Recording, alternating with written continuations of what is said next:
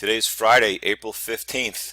Normally you'd say it's tax day, but no, not this year. It is National Glazed Spiral Ham Day. Go celebrate. Let's take a look at the compare function on Technician. I want to take a look at the performance, the relative performances of the various S&P sectors. Not all of them, we don't have enough room, but let's take a look at a bunch of them. And what I have here is a chart overlaying the performance of a couple of these ETFs with the S&P ETF. And this chart starts right over here in mid-2012.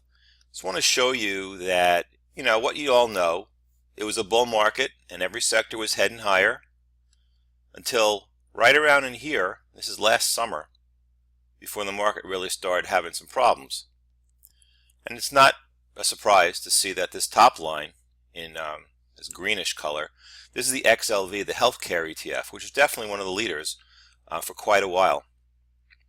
Down in here in orange, the XLY, consumer discretionary, and you can see below that, tech maybe not doing quite so well over that span up until 2015. And now, just for kicks, let's just add the energy sector. I'm going to go up here, hit compare. We're going to be in the compare, not overlay. I'm just going to type in XLE and hit add.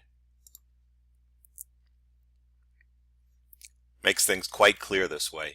When did energy start falling apart? You could see that right here in mid-2014. So up until that time, energy not too bad. All right, now what I want to do is see what's performing better now, because this is all in the past. You could see things were changed up here in the more recent past. What I'm going to do now is go into the compare menu again, and this time I'm going to hit add. This is we call it a stop, but it's really just a cutoff point. And you can see that it's realigning all these ETFs to be together, 0% change at the level of the cursor. So back here at the left of the chart, they're all together at 0%, and then they move on their merry way. And now I'm going to, without changing the size of the chart, I'm going to pick a point to see what's happened since then. And the point I want to pick is right here at the peak last summer. Just going to hit click that in there, or tap it in there if you're on a mobile. And now you can see, well, it's kind of jumbled. So what I'm going to do now is expand this. Still pretty jumbled. But what it's telling me is that tech in purple is now one of the top performers since last summer, along with XLP, which is consumer staples. You can see that up in here.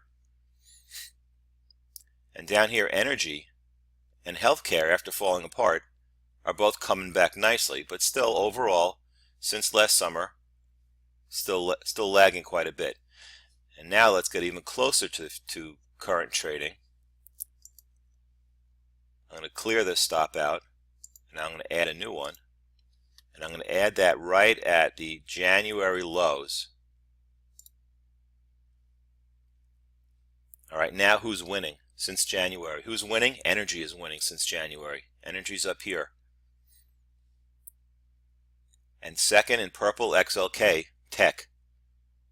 So this tells you in the short term what the trend is, where the money's rotating, and it gives you a good idea of what sectors to look at. So now we're going to delete a few of these. Just right-clicking on them, hovering over them and right-clicking. Get rid of that one. I'm going to leave energy in there. And now I'm going to add basic materials.